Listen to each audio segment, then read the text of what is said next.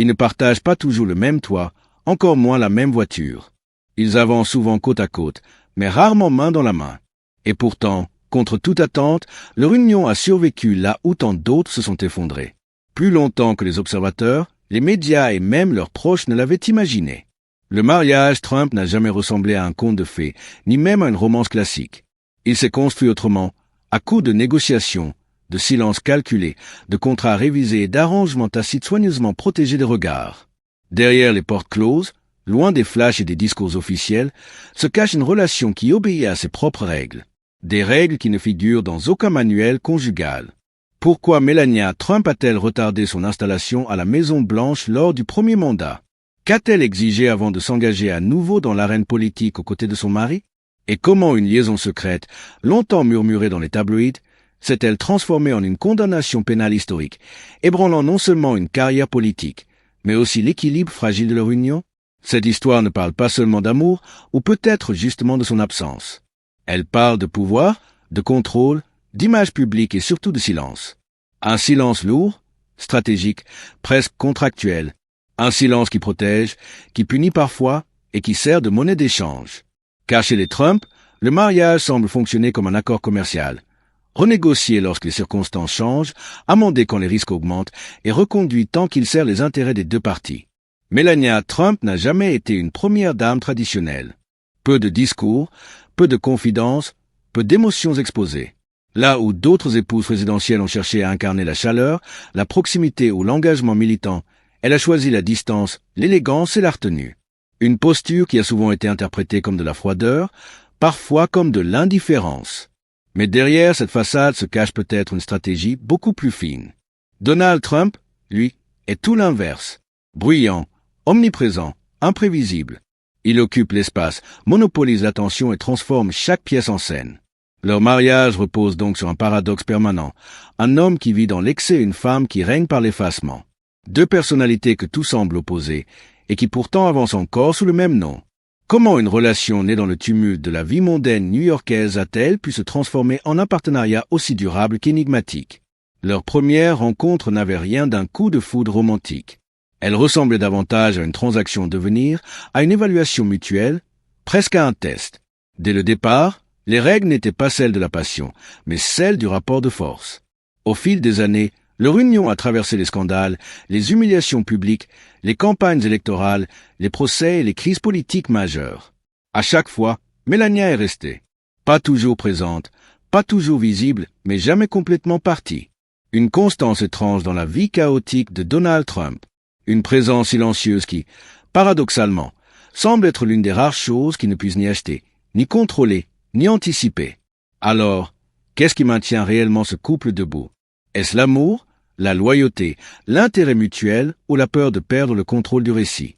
Est-ce un mariage de façade ou un partenariat redoutablement efficace? Dans cette vidéo, nous allons décortiquer leur histoire, étape par étape, depuis leur rencontre improbable jusqu'aux accords secrets qui semblent aujourd'hui définir leur relation.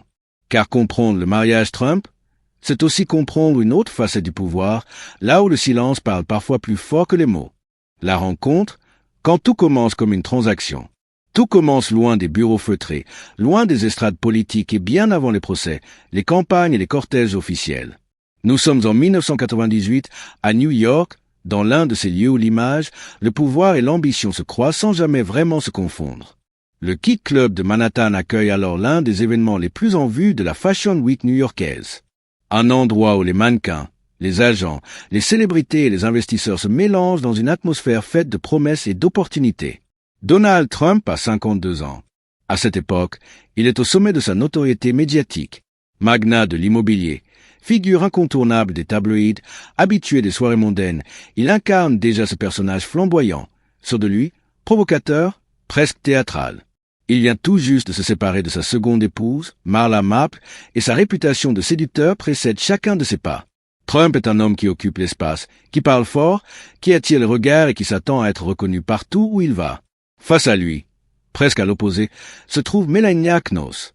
Elle est jeune, mannequin slovène, encore peu connue aux États-Unis, et tente de se faire une place dans un milieu impitoyable où la visibilité est une monnaie rare. Contrairement à beaucoup d'autres, elle ne cherche pas à capter l'attention à tout prix. Elle est élégante, réservée, attentive. Là où Trump est excessif, elle est mesurée. Là où il se met en scène, elle observe.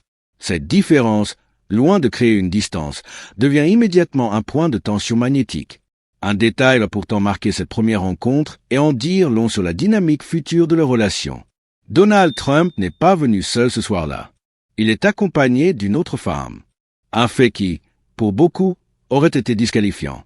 Mais Trump, fidèle à lui-même, ne se laisse pas freiner. Il s'approche de Melania, engage la conversation et lui demande son numéro de téléphone.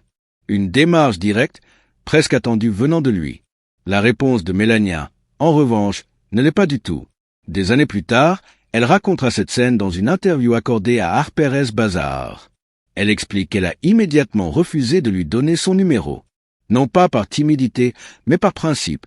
Il était accompagné et elle n'avait aucune intention de jouer un rôle secondaire. Mais au lieu de mettre fin à l'échange, elle renverse la situation.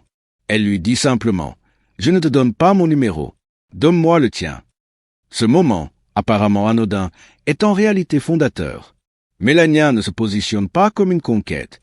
Elle se place comme une interlocutrice. Elle impose une règle dès la première interaction. Elle ne se vend pas, elle choisit. Elle expliquera plus tard qu'elle voulait tester Trump, voir quel genre de numéro il allait lui donner. Un numéro professionnel aurait été, selon elle, un signal clair qu'il ne prenait pas cette rencontre au sérieux. La réponse de Trump est fidèle à son style, excessive, démonstrative, presque théâtrale. Il lui donne tous ses numéros. Son téléphone de bureau, son portable personnel, la ligne directe de Mar-a-Lago. Tout, sans filtre, sans subtilité. Un geste qui, pour certains, aurait pu sembler envahissant. Mais pour Melania, c'est une forme de transparence brute. Une manière de dire « voilà qui je suis, voilà jusqu'où je vais ». Paolo Zampoli, l'agent de mannequin qui les avait présentés ce soir-là, confirmera plus tard que Trump a été immédiatement séduit, non pas par la beauté de Melania qu'il côtoyait pourtant régulièrement chez d'autres femmes, mais par son assurance. Elle ne riait pas à ses blagues. Elle ne semblait pas impressionnée par son statut. Elle ne jouait pas le jeu habituel de l'admiration. Et c'est précisément ce refus de se soumettre à son aura médiatique qui a capté son attention. Dans les mois et les années qui suivent, leur relation ne suit aucun schéma classique. Elle est intermittente, fragile, souvent mise à l'épreuve. Trump continue d'être lié à d'autres femmes dans la presse. Les tabloïds évoquent des relations avec l'héritière norvégienne Selina Middelfart ou encore avec le mannequin Cara Jung. À chaque rumeur, à chaque photo, Melania s'éloigne. Elle part sans éclat, sans scandale, sans déclaration publique. Mais elle revient aussi. Toujours. Selon plusieurs sources, elle aurait même rompu définitivement à un moment précis, après avoir aperçu une autre femme quittant l'appartement de Trump. D'après le livre Trump White House de Ronald Kessler, Melania aurait alors appelé le personnel de Mar-a-Lago pour exiger que toutes ses affaires soient renvoyées à New York. Un geste radical, silencieux, sans confrontation directe. Une fois encore, pas de scène, pas de cri, juste une décision. Et pourtant, elle est revenue. Cette dynamique va devenir une constante de leur relation. Trump teste les limites. Melania les trace. Il déborde. Elle se retire. Il la rappelle. Elle revient, mais jamais sans avoir réaffirmé sa position. Dès le départ, leur histoire n'est pas fondée sur la stabilité émotionnelle, mais sur un équilibre précaire entre attraction, indépendance et pouvoir de négociation. Ce qui est frappant, rétrospectivement, c'est que leur relation ne se construit jamais sur des promesses romantiques ou des déclarations enflammées. Elle se construit sur des actes, des absences, des retours calculés. Melania apprend très tôt qu'avec un homme comme Donald Trump, l'indépendance n'est pas un luxe, mais une condition de survie. Et Trump, de son côté, semble accepter, voire respecter, cette forme de résistance silencieuse. Dès ses premières années, les bases sont posées. Melania ne sera jamais une compagne docile ou effacée au sens traditionnel. Elle sera présente, mais à ses conditions. Elle ne cherchera pas à le changer. Elle cherchera à se préserver. Leur relation, dès ses débuts, ressemble moins à une romance qu'à une négociation permanente où chaque partie teste l'autre, ajuste ses attentes et redéfinit les règles du jeu. Ce qui commence en 1998 comme une rencontre mondaine se transforme lentement en un arrangement beaucoup plus complexe. Un arrangement où l'amour, s'il existe, n'est jamais séparé de l'intérêt, de l'image et du contrôle. Et c'est précisément cette structure atypique qui va permettre à leur union de survivre à ce qui, pour beaucoup d'autres couples, aurait été insupportable. Le mariage, une union spectaculaire, des règles très claires. Le 22 janvier 2005, Donald Trump et Melania Knauss se marient à Palm Beach, en Floride, dans l'église épiscopale Bethesda by the Sea. Sur le papier, tout ressemble à un conte de fées moderne, version luxe extrême. La cérémonie est fastueuse, minutieusement orchestrée, pensée pour impressionner autant que pour marquer les esprits. La liste des invités ressemble à un mélange improbable de célébrités, de figures politiques et de puissants acteurs du monde des affaires.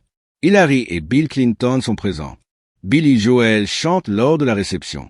Les flashs crépitent, les tabloïds s'emballent. Melania, âgée de 34 ans, porte une robe Dior estimée à près de $100 000, nécessitant des dizaines de mètres de tissu et pesant plus de 25 kilos. Un symbole à lui seul. Une robe somptueuse, presque écrasante, qui incarne déjà ce que sera son rôle public. Spectaculaire à regarder, mais contraignant à porter. Donald Trump, lui, entame alors ce que beaucoup considèrent comme le troisième acte de sa vie publique. Après l'immobilier et les scandales médiatiques, il s'apprête à devenir une star de la télé-réalité avec The Apprentice, prélude à sa future carrière politique. Et pourtant, derrière cette façade de luxe et de célébration, les fondations de ce mariage sont loin d'être traditionnelles. Lorsque Donald Trump et Melania ont commencé à se fréquenter sérieusement, Trump n'avait pas encore finalisé son divorce avec Marla Maple. Un détail qui n'en est pas vraiment un, car ce schéma se répète. Sa relation avec Marla Maple avait elle-même commencé alors qu'il était encore marié à Ivana Trump, sa première épouse. Trump ne s'en est jamais vraiment caché. Il a même reconnu publiquement, lors d'une interview à Primetime Live, que si Ivana n'avait pas découvert sa liaison, celle-ci aurait peut-être continué. Une déclaration qui, à elle seule, en dit long sur sa vision du couple et de la fidélité. Pour Trump, la monogamie n'a jamais été une valeur centrale. Ce qui compte, c'est l'image, la réussite apparente, la stabilité en surface. Le mariage est moins une promesse romantique qu'un cadre fonctionnel. Melania, de son côté, semble parfaitement consciente de cette réalité lorsqu'elle s'engage. Elle n'entre pas dans cette union avec des illusions naïves. Elle sait à qui elle a affaire. Et surtout, elle sait ce qu'elle attend en retour. Peu après leur mariage, Donald Trump apparaît dans l'émission Larry King Live et offre au public un aperçu brutalement honnête de sa vision de la vie conjugale. Il plaisante sur le fait qu'il ne fera jamais la cuisine, qu'il pourrait même ne jamais voir les enfants, avant d'ajouter que Melania sera une mère extraordinaire et que lui sera un bon père, faisant ses affaires. La scène choque certains téléspectateurs. Mais pour d'autres, elle a le mérite d'être claire. Il ne s'agit pas d'un projet de vie partagée dans l'égalité. Il s'agit d'une répartition des rôles. Trump sera l'homme public, le pourvoyeur, la figure dominante. Melania sera la gardienne du foyer, la présence discrète, le pilier silencieux. Un arrangement qui peut sembler archaïque, mais qui, dans leur cas, est assumé dès le départ. Melania n'est pas surprise par ces propos. Elle sait ce qu'elle a accepté, ou du moins, elle sait ce qu'elle a négocié. Rapidement, leur mariage adopte une structure particulière. Des vies parallèles, connectées mais rarement fusionnelles. Trump continue de vivre à un rythme effréné entre affaires, télévision et apparitions publiques. Melania, elle, se replie volontairement loin de l'agitation médiatique. Elle apparaît aux événements importants, mais disparaît dès que possible. Elle ne cherche pas à exister à travers lui, ni à se construire une carrière politique personnelle. Elle choisit la retenue. En mars 2006, la naissance de leur fils, Baron, renforce cette dynamique. Melania entre pleinement dans le rôle qu'elle avait, en quelque sorte, accepté dès le début, celui d'une mère extrêmement présente, protectrice et volontairement éloignée des projecteurs. Elle limite drastiquement ses apparitions publiques. Elle refuse de transformer son fils en accessoire médiatique. Là où Trump parle volontiers de sa famille comme d'un prolongement de son image, Melania trace une ligne claire. Dans une interview accordée à ABC News, elle explique qu'être avec un homme comme Donald Trump exige une vie très indépendante. Une phrase simple, mais révélatrice. Elle ne parle pas de compromis ni de sacrifice mutuel. Elle parle d'indépendance. Mais cette indépendance n'est pas donnée. Elle est obtenue. Elle se négocie, se protège et se défend. Car très vite, il devient évident que ce mariage repose sur un équilibre fragile. Melania accepte les absences, les excès, les scandales latents. En échange, elle exige de conserver son espace, son autonomie et sa dignité publique. Elle ne confronte pas Trump frontalement. Elle n'exige pas de compte devant les caméras. Elle se retire.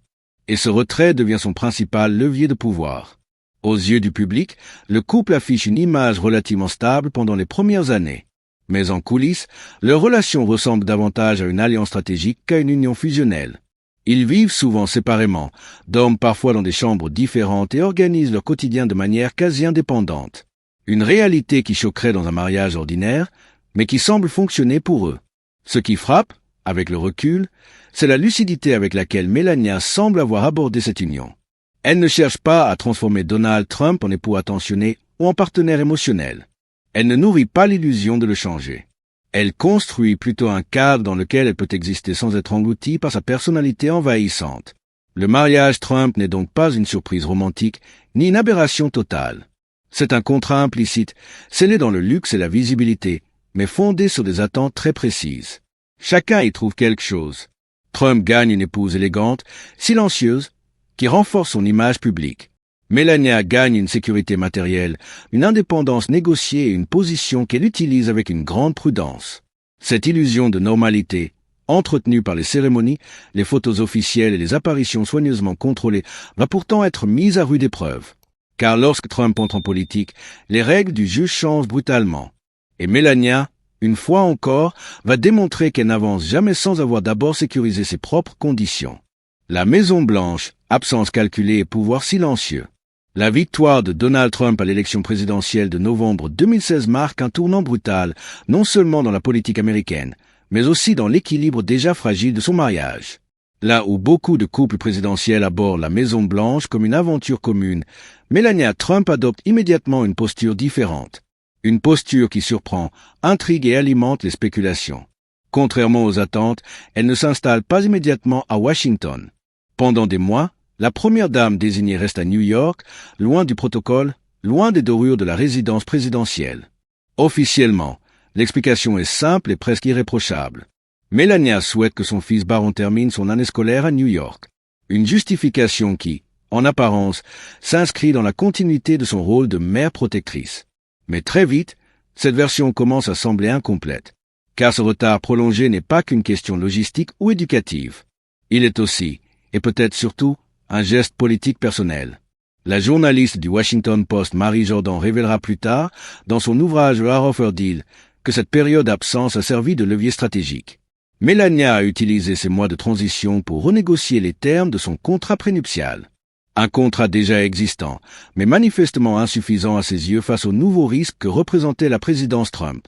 Car entrer à la Maison-Blanche, ce n'est pas seulement changer d'adresse. C'est accepter une exposition totale, une perte de contrôle sur sa vie privée et un risque accru de scandale. Melania le sait, et elle refuse d'avancer sans garantie. Selon plusieurs sources proches du couple, elle n'avait aucune intention de déménager à Washington tant que ces conditions n'étaient pas clairement établies. Il ne s'agissait pas uniquement d'argent, mais de sécurité à long terme. Sécurité pour elle, mais surtout pour Barron. Le pouvoir de négociation de Melania n'a jamais été aussi élevé qu'à ce moment précis.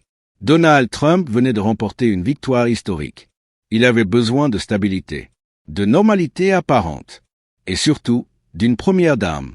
Dans ce rapport de force, Melania a choisi le silence plutôt que la confrontation. Elle ne donne pas d'interviews incendiaires. Elle ne laisse fuiter aucune colère. Elle attend, et cette attente devient son arme. Finalement, un accord est trouvé. Les détails exacts restent confidentiels, mais les informations qui filtrent évoquent des garanties financières renforcées, un accès élargi à certains actifs immobiliers et une protection accrue pour l'avenir de son fils. Ce n'est qu'une fois ces conditions remplies que Melania accepte de s'installer à la Maison-Blanche. Mais même alors, elle ne se conforme jamais totalement au rôle traditionnel attendu d'une première dame. Elle partage son temps entre Washington, New York et Mar-a-Lago. Elle apparaît lors des événements clés, mais reste largement absente du quotidien politique. Là où d'autres auraient cherché à s'imposer comme figure publique, elle cultive la distance. Cette distance n'est pas un désintérêt. C'est une stratégie. Melania comprend très tôt que, dans l'univers de Trump, la visibilité est souvent synonyme de vulnérabilité. Plus on parle, plus on s'expose. Elle choisit donc de parler le moins possible. Elle ne commente pas les polémiques. Elle évite les déclarations politiques clivantes. Et lorsqu'elle agit, elle le fait de manière subtile, presque imperceptible. Son initiative Be Best, par exemple, reste volontairement consensuelle, axée sur le bien-être des enfants et la lutte contre le cyberharcèlement. Un thème suffisamment neutre pour ne pas créer de conflits ouverts. Mais son influence ne se mesure pas à ses discours. Elle se mesure à ses silences, à ses absences, à ses choix logistiques. Elle voyage souvent séparément de son mari. Elle vit dans des espaces distincts, même au sein de la Maison Blanche. Selon plusieurs témoignages, elle s'est aménagée sa propre suite, reproduisant le même schéma qu'à la Trump Tower. Une présence officielle, mais une séparation intime. Ce mode de fonctionnement dérange. Les médias s'interrogent. Les réseaux sociaux s'enflamment. Où est Melania? Pourquoi est-elle si rarement visible? Pourquoi semble-t-elle toujours à distance de son mari? Chaque apparition est scrutée, chaque geste interprété. Mais Melania ne réagit pas. Elle laisse le récit se construire sans elle. Et ce refus de jouer le jeu médiatique renforce paradoxalement son mystère. Donald Trump, de son côté, ne conteste jamais publiquement cet arrangement. Il ne critique pas ses absences. Il ne l'accuse pas de manquer à son devoir. Peut-être par respect, peut-être par nécessité, peut-être parce qu'il comprend que ce silence est le prix à payer pour la stabilité de leur union. Un ancien diplomate européen confiera plus tard que leur mariage fonctionne désormais comme un accord commercial régulièrement amendé et renouvelé en fonction des circonstances. Cette logique se confirme lors du lancement de la deuxième campagne présidentielle de Trump en 2023. Une fois encore, Melania se montre prudente. Elle n'apparaît que très peu en public. Et, selon plusieurs sources, elle profite de ce nouveau moment charnière pour renégocier ses garanties. Cette fois-ci, il ne s'agit plus seulement d'un contrat prénuptial, mais d'un véritable accord postnuptial. Un dispositif juridique destiné à sécuriser son avenir indépendamment des aléas politiques ou judiciaires de son mari. Les termes exacts de cet accord ne sont pas publics, mais les informations relayées par Page 6 évoquent un accès accru à l'immobilier, la sécurisation d'un fonds fiduciaire pour Barron et une stabilité financière à long terme. Là encore, Melania agit sans bruit. Pas de déclaration, pas de revendication publique, juste des résultats. En 2025, lors d'une interview accordée à Fox & Friends, elle résume sa position avec une simplicité déconcertante. Elle explique qu'elle sera à la Maison Blanche quand ce sera nécessaire, à New York quand elle en aura besoin, et à Palm Beach lorsqu'elle le souhaitera. Aucun engagement de présence permanente, aucun serment de loyauté aveugle, juste une affirmation de liberté. Ce qu'elle promet, ce n'est pas la dévotion, c'est la maîtrise de ses choix. Dans un monde saturé de bruit, de procès et de confrontations publiques, Melania Trump devient une constante étrange. Une figure silencieuse, presque immobile, au milieu du chaos. Elle ne contredit pas Donald Trump publiquement. Elle ne le défend pas non plus avec ferveur. Elle existe à côté de lui, jamais complètement avec lui, jamais totalement contre lui. Et c'est peut-être précisément cette posture qui constitue son véritable pouvoir. Un pouvoir qui ne s'exprime pas par la parole, mais par l'absence. Un pouvoir que Donald Trump, habitué à dominer chaque espace, semble incapable de neutraliser. Alors, voilà le secret du mariage Trump. Pas vraiment de romance, pas vraiment d'amour traditionnel, mais un partenariat basé sur le silence, l'indépendance et la stratégie. Melania ne crie pas, elle ne dramatise pas, elle observe et choisit ses moments. Et Donald? Eh bien, il respecte ce silence plus qu'on ne le croit. Alors, qu'est-ce qui les maintient ensemble? L'amour, la loyauté ou simplement le pouvoir et la stratégie? À vous de décider. Si cette histoire vous a surpris, n'oubliez pas de liker, de vous abonner et d'activer la cloche pour ne rien rater de nos prochaines vidéos.